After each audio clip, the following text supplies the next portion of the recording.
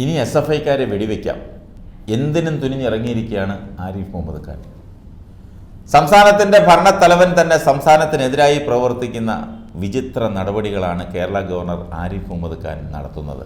ഏതുന്നതനായാലും രാജ്യത്ത് നിലവിലുള്ള നിയമങ്ങൾ അനുസരിക്കാൻ ബാധ്യസ്ഥനാണെന്ന കാര്യം വിസ്മരിച്ച് താൻ എന്തോ ദിവ്യനാണെന്ന മൂഢചിന്തയിലാണ് ഗവർണർ.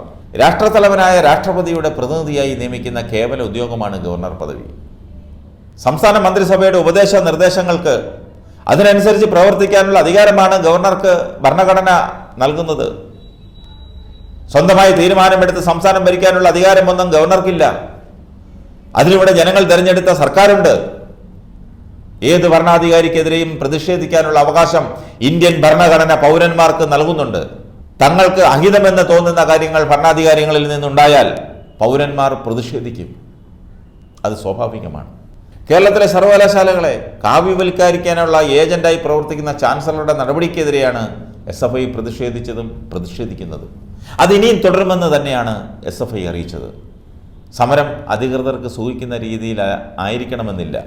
അതിൽ നിയമവിരുദ്ധമായത് എന്തെങ്കിലും ഉണ്ടെങ്കിൽ പോലീസ് കേസെടുത്ത് നടപടി സ്വീകരിക്കും. അത് പുതിയ കാര്യമൊന്നുമല്ല. നിരവധി പ്രതിഷേധ സമരങ്ങളും കേസുകളും കേരളം കണ്ടിട്ടുണ്ട്.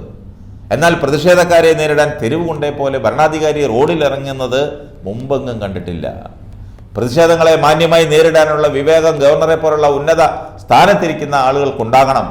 ഇത്രയും അനുഭവ സമ്പത്തുണ്ടായിട്ടും ആരിഫ് മുഹമ്മദ് ഖാൻ അത് ആർജിക്കാൻ കഴിഞ്ഞിട്ടില്ലെങ്കിൽ അദ്ദേഹം ഈ സ്ഥാനത്തിരിക്കാൻ ഒട്ടും യോഗ്യനല്ലെന്ന് സ്വയം സാക്ഷ്യപ്പെടുത്തുകയാണ്.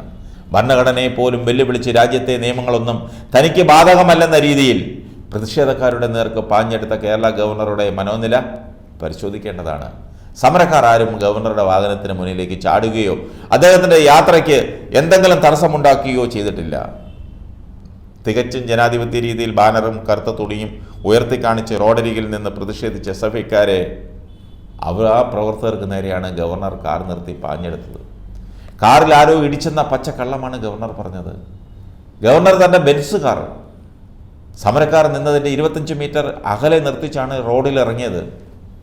സുരക്ഷാ നിയമങ്ങൾക്ക് വിരുദ്ധമായതിനാൽ പോലീസ് തടയാൻ ശ്രമിച്ചുവെങ്കിലും അവരെ തട്ടിമാറ്റി ആവോ എന്ന് പറഞ്ഞ് വിദ്യാർത്ഥികളുടെ അടുത്തേക്ക് ആക്രോശിച്ച് ചെല്ലുകയായിരുന്നു. നമ്മളെല്ലാം ലൈവായി കണ്ടതാണ്. സംസ്ഥാനത്തിൻ്റെ ഗവർണറാണ് ഇങ്ങനെ ക്രുദ്ധനായി ചെല്ലുന്നതെന്ന് ഓർക്കണം. നിലവിട്ട് പെരുമാറിയ ആരിഫ് മുഹമ്മദ് ഖാൻ 1.5 മണിക്കൂർ റോഡിൽ കസേരയിട്ടിരുന്നു. SFIക്കാരെ അസഭ്യം പറഞ്ഞ് അവർക്കെതിരെ കേസെടുക്കണമെന്ന് വാശി പിടിച്ചായിരുന്നു കുത്തിയിരിപ്പ്. അവിടെ ഇരുന്ന് പ്രധാനമന്ത്രിയും കേന്ദ്ര ആഭ്യന്തരമന്ത്രിയും എല്ലാം വിളിക്കുന്ന ഗവർണർ സ്വയം അപഹാസ്യനാകുന്ന കാഴ്ചയാണ് കേരളം കണ്ടത്. പ്രതിഷേധക്കാർക്കെതിരെ കേസെടുക്കുന്നത് സ്വാഭാവിക നടപടിയാണ്. ഗവർണറുടെ ലക്ഷ്യം കേസെടുപ്പിക്കലൊന്നുമല്ലെന്ന് വ്യക്തമാണ്. പ്രതിഷേധിക്കുന്ന കുട്ടികൾക്കിടയിലേക്ക് ഇറങ്ങിച്ചെന്ന് സംഘർഷമുണ്ടാക്കി കേരളത്തെ അപകീർത്തിപ്പെടുത്താനുള്ള ദുഷ്ടലാക്കായിരുന്നു ഗവർണറുടെ പൊറാട്ട നാടകമെന്ന് അരിയാഹാരം കഴിക്കുന്നവർക്കെല്ലാം മനസ്സിലാകും. ആരിഫ് മുഹമ്മദ് ഖാൻ കേരളത്തിൻ്റെ ഗവർണറാണ്, തെരുവുകൊണ്ടേ അല്ല. അത് ഓർത്തിരുന്നാൽ നന്ന്.